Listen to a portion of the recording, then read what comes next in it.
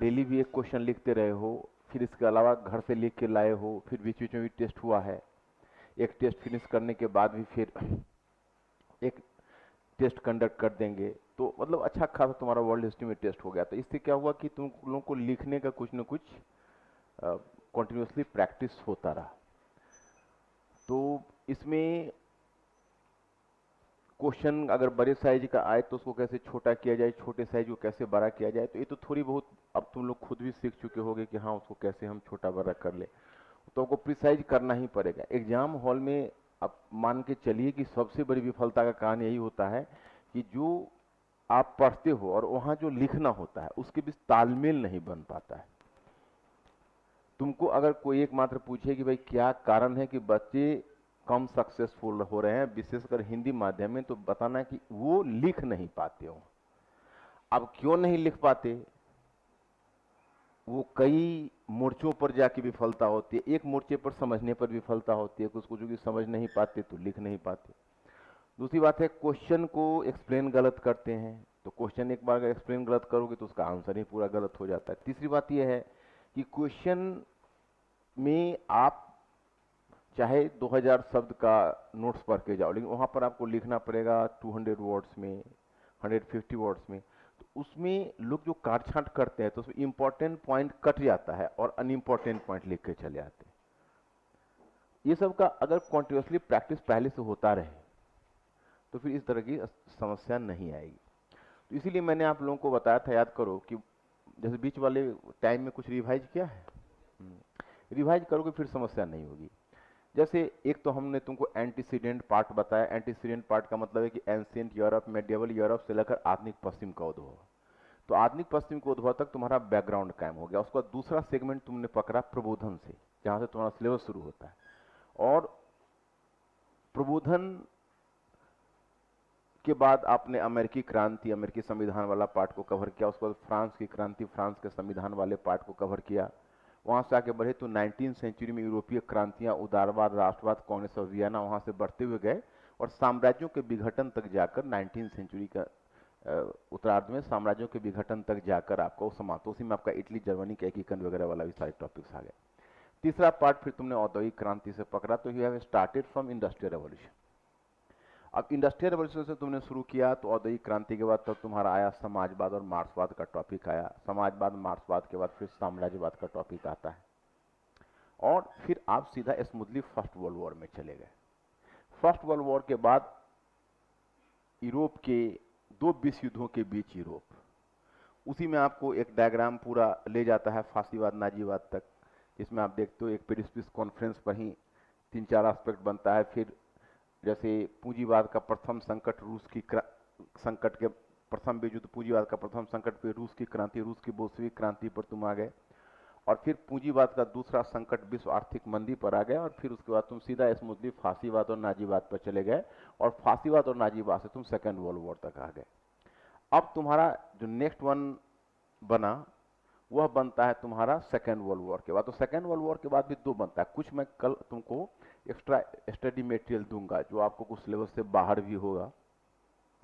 कुछ चीजें हैं कि आपका कोई इकोनॉमिक इशूज है उसको लेकर होगा, लेकिन वो जो भी चीज हम देंगे उसको हम एक सिस्टम में ढाल के देंगे, क्योंकि हमारी चिंता केवल यहां तक नहीं है कि आप उस टॉपिक को लो।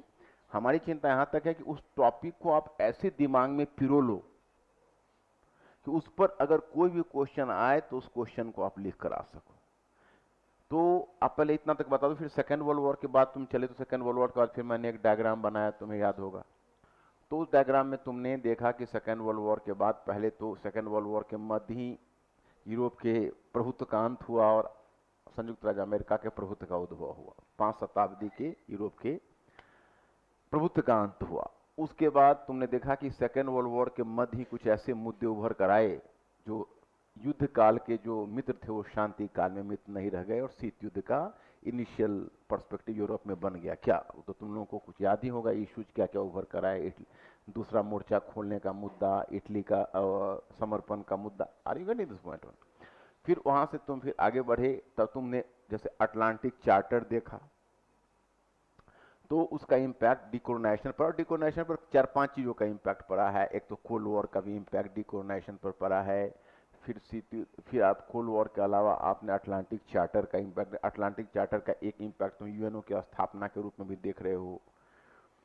फिर जो सेकेंड वर्ल्ड वॉर के समय जो सेकेंड वर्ल्ड वॉर स्वतंत्रता और प्रजातंत्र के नाम पर लड़ा गया था, उसने कैसे उपनिवेशों में आकांक्षा राष्ट्रवाद की जगाई, और फिर उसके बाद तुम वही कर रहे थे डीकोलोनाइजेशन। तो डीकोलोनाइजेशन को प्रेरित करने वाले कारक के रूप में तुमने अंतर्राष्ट्रीय स्तर पर होने वाले कारक, साम्राज्यवादी शक्तियों के स्तर पर उपस्थित कारक और उपनिवेशों के स्तर पर उपस्थित कारक।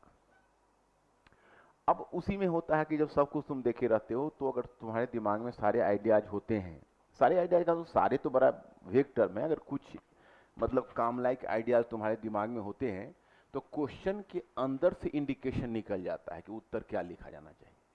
जैसे आप मान लो कि अटलांटिक चार्टर द्वितीय विश्व युद्ध का विनाशक सिद्ध हुआ। ओके, सॉरी उल्टा हो गया, गलत हो गया। अटलांटिक चार्टर उपनिवेशवाद का विनाशक सिद्ध हुआ।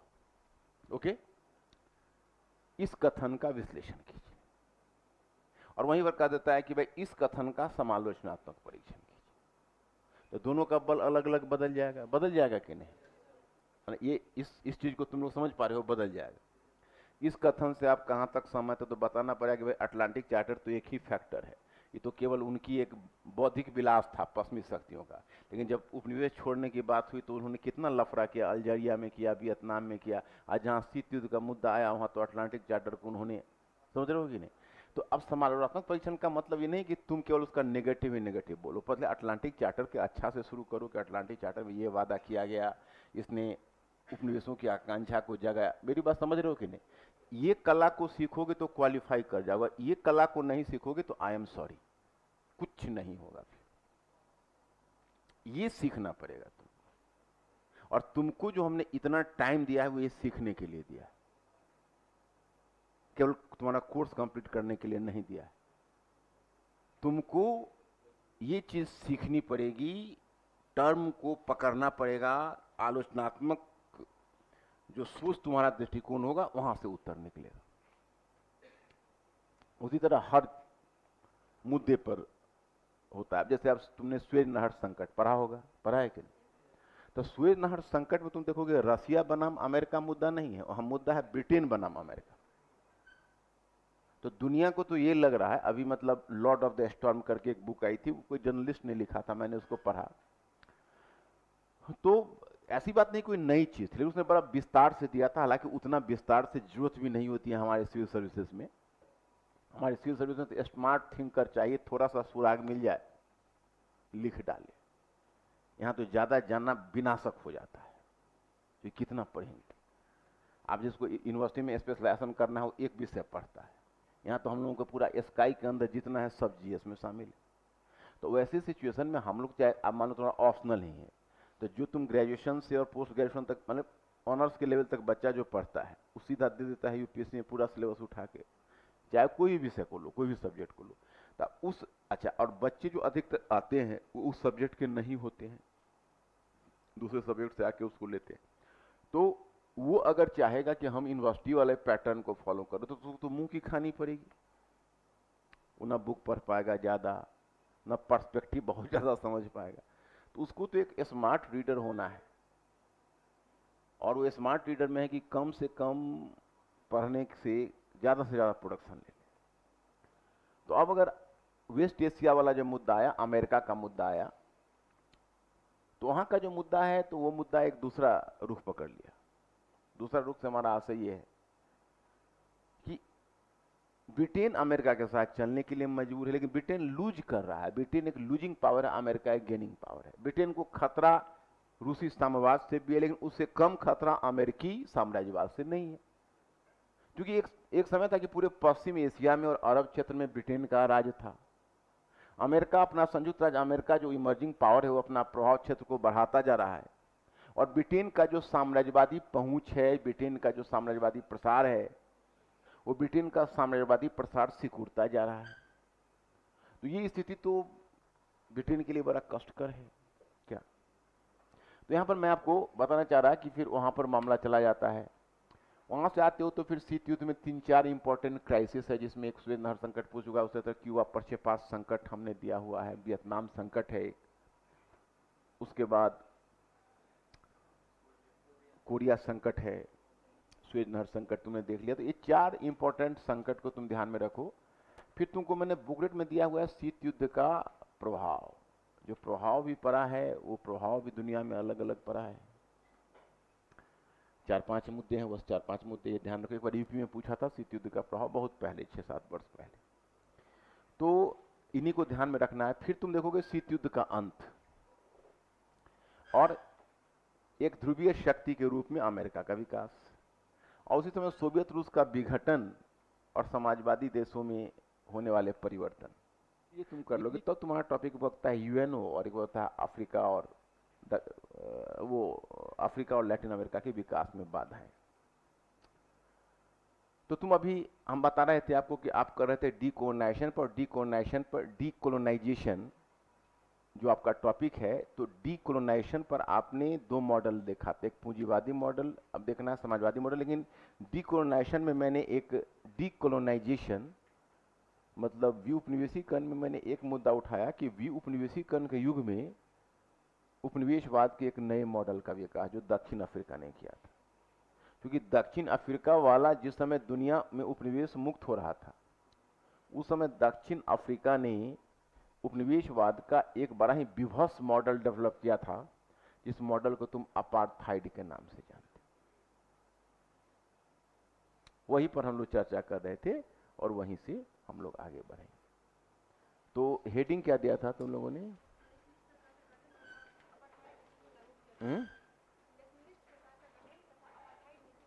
नहीं, जब जैसे पहले हेडिंग जहां साउथ अफ्रीका लिखा था वहां क्या हेडिंग दिया था? हाँ?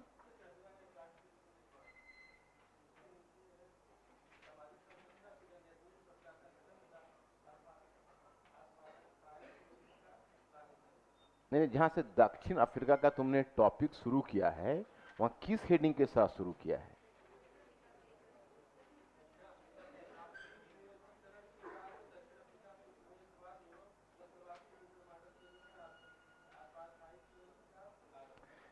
अगर तुम्हारा टाइटल क्लियर नहीं रहेगा तो फिर तुम याद नहीं रख पाओगे। लिखने के लिए वहां कम ही चाहिए, परंतु स्मार्ट थिंकर चाहिए। टाइटल जो तुमको दिया गया है या टॉपिक जो लिंक करके दिया गया है वो एक प्रयास के तहत दिया गया है। वो ऐसा नहीं है कि वो आप अपने ढंग से उसको मतलब वो टाइटल बहुत मायने रखता है। आपका टॉपिक जा रहा है व्यू उपनिवेशीकरण। अब वहां पर क्वेश्चन पूछ देंगे कि द्वितीय विश्व युद्ध ने जहां एक तरफ दुनिया में उपनिवेश मुक्ति को जन्म दिया, वहीं दक्षिण अफ्रीका में उपनिवेशवाद का एक विभत्स मॉडल खड़ा कर दिया, परीक्षण कीजिए। तो जो टाइटल आपका दिया जा रहा है वो टाइटल बहुत इंपॉर्टेंट है, और टाइटल में तुम लोग हकलाने लगते हो। टाइटल पर तुम लोग को टाइटल नहीं पता। तुम लोग अगर सबसे पहले चीज याद रखो तो टाइटल याद रखो। टाइटल याद रखा, कॉन्सेप्ट क्लियर है। टाइटल भूले फिर तुम्हारा टॉपिक एक दूसरे से उलझ जाएगा, और एक दूसरे से टॉपिक नहीं उलझने देना है। यही ब्यूटी है आपका हिस्ट्री का, जो आपको बिल्कुल ही क्लियर रखेगा। टाइटल हम लोगों को नहीं उलझने देना है। तुम लोगों ने एक बात गौर किया होगा, अब कॉन्फिडेंस आया होगा इंटीग्रेशन से, आया होगा, जो तुमको अदर विषय में नहीं आया होगा, क्योंकि वहां तुमने वो नहीं किया हुआ। वहां भी अगर तुम कर लोगे तो वहां भी आ जाएगा। तो यहां अगर तुमको मैं करवा रहा हूं तो वहां तुम अपने तरीके से करो। अब इतनी अक्ल तो आ ही गई है कैसे की जाती। वहां पर सोचो कि कौन टॉपिक पढ़े, उसके बाद कौन सा टॉपिक पढ़े तो ध्यान रहे। वो आपको बुक्स रीडिंग करने से बुक्स 5 बार पढ़ोगे और 10 बार भूलोगे। तुम्हारे तहखाने में बुक्स रखा रह जाएगा और तुम फेल कर जाओगे एग्जाम से। बुक्स में सब कुछ है, लेकिन यहां से यहां कौन लाएगा? बुक्स का 1/50 हिस्सा अगर याद रहे बच्चे का तो क्वालिफाई कर जाएगा, उसका 50वां भाग।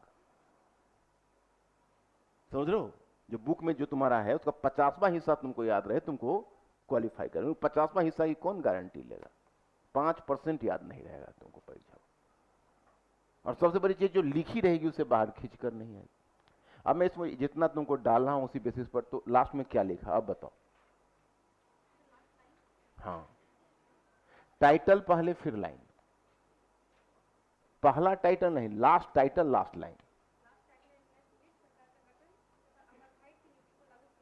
राइट।